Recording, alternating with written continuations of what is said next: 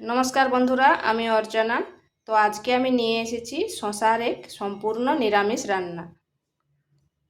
और ये रान्ना गरम काले गरम गरम भातेर साथे खेते किन्तु दारुण लागे और शरीरेर पक्षे खूबई उपकारी। तो चलुन देखे नेওয়া যাক आमी এই রান্না কিভাবে তৈরি করি। এখানে নিয়েছি 500 গ্রাম শসা। এরপর শসাগুলোকে আমি ছুলে করে কেটে নিচ্ছি। শসাগুলোকে ছুলে নিয়েছি।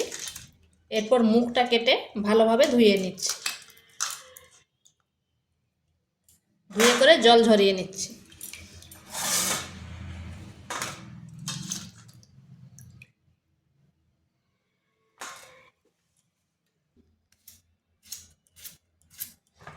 শসাগুলোকে এইভাবে সরু সরু করে কেটে নেব।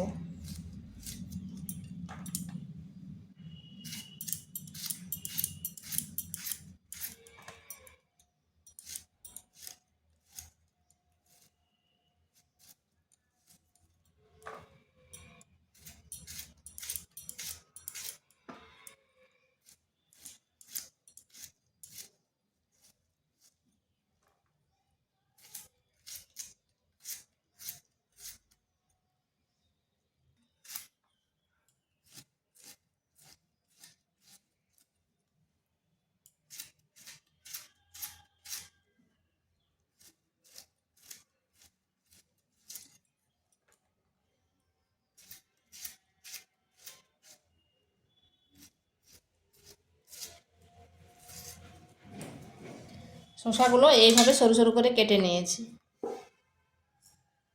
এরপর এখানে নুন দিয়ে দিচ্ছি। নুনটা ভালোভাবে শসার মধ্যে মিশিয়ে নিচ্ছি, তাহলে শসার মধ্যে যে জলটা থাকবে সেটা বেরিয়ে যাবে।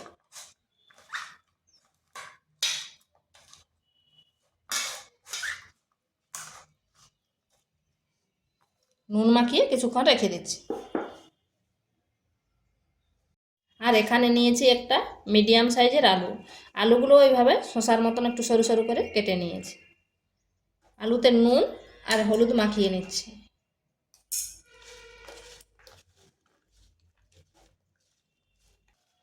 এখানে নুন আর হলুদের পরিমাণটা আপনারা আপনাদের আন্দাজ মতো নেবেন, কারণ আলুর পরিমাণটা কম বেশি যদি নেন।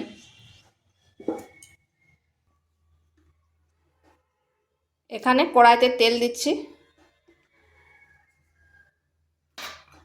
আর দিয়ে দিচ্ছি কয়েকটা বড়ি। এরপর বড়িগুলো ভেজে নেব।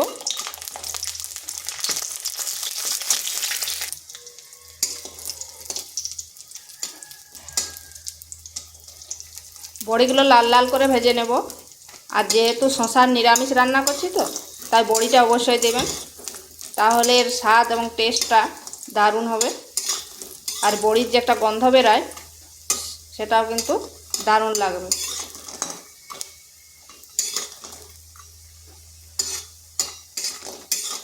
বড়িগুলো হয়ে গেছে, এরপর তুলে নিচ্ছি। এখানে কড়াইতে আরেকটু তেল দিয়ে দিয়েছি আর ফোড়নে দিচ্ছি জিরা, দুটো তেজপাতা আর দুটো শুকনো লঙ্কা।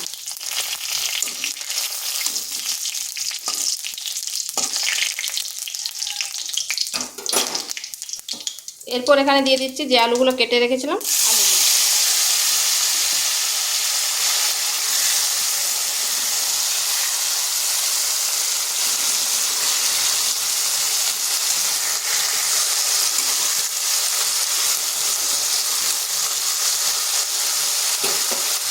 আলুগুলোকে ঢাকা দিয়ে দিচ্ছি। ঢাকা দিয়ে মিনিট 2 রেখে দিচ্ছি।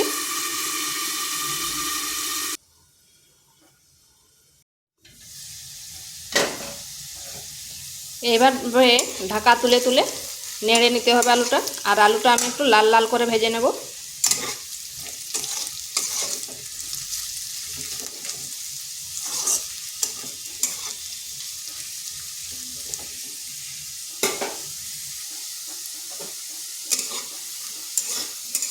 আলুটা ভাজা হয়ে গেছে। এরপর এখানে দিচ্ছি ভেজানো ছোলা।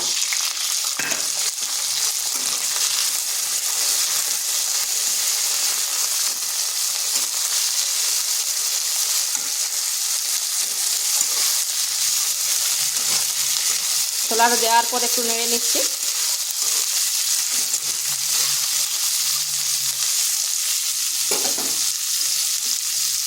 দিয়ে দিচ্ছি 3টা কাঁচা লঙ্কা।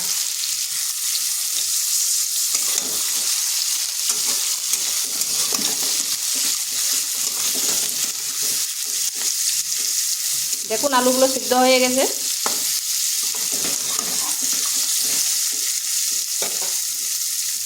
এরপর এখানে দিচ্ছি একটা টমেটো।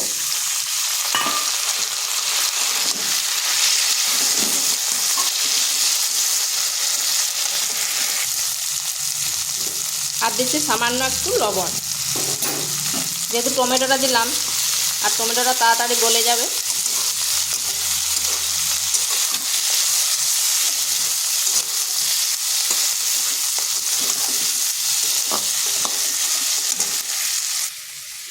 আর দেখুন এই শসা যে মাখিয়ে রেখেছিলাম শসাটাও নরম হয়ে গেছে আর শসার থেকে কত জল বেরিয়েছে। এই জলটা কিন্তু ফেলে দেবো।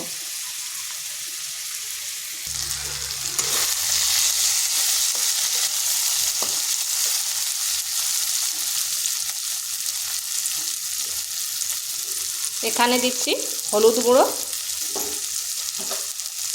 ধনে গুঁড়ো আর কাশ্মীরি লঙ্কার গুঁড়ো।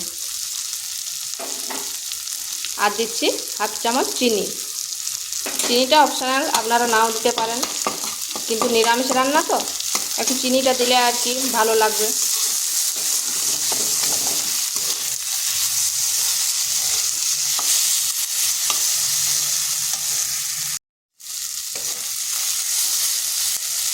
এরপর এখানে দিয়ে দিচ্ছি শসাগুলো। ভালোভাবে মিশিয়ে নিচ্ছি।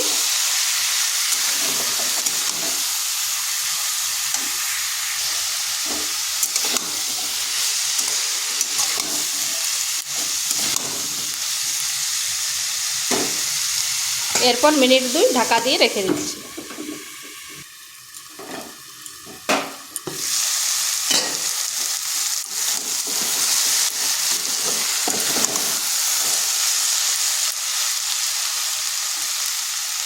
এরপর এখানে 1 বাটি জল দেব।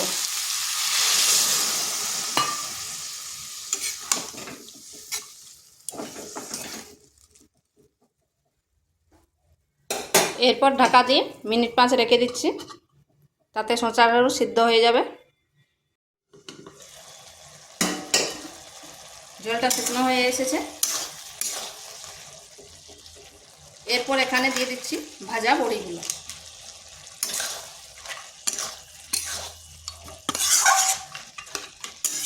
এটা একটু মাখামাখাই করব।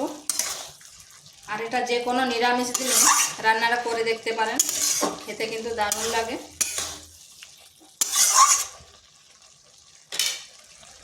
এটা হয়ে গেছে, এরপর নামাবো।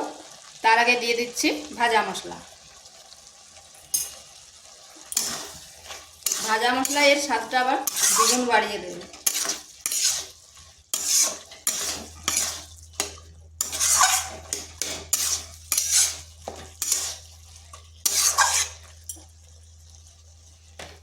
এরপর গ্যাসটা বন্ধ করে 2 মিনিট রেখে দিচ্ছি।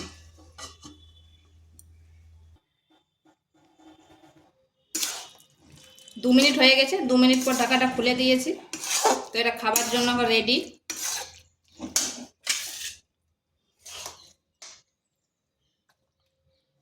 আর দেখুন কত সুন্দর হয়েছে।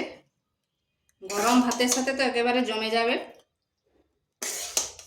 তো ভিডিওটা ভালো লাগলে লাইক, শেয়ার, কমেন্ট অবশ্যই করবেন। আর নিত্য নতুন রেসিপি পাওয়ার জন্য চ্যানেলটিকে সাবস্ক্রাইব করবেন।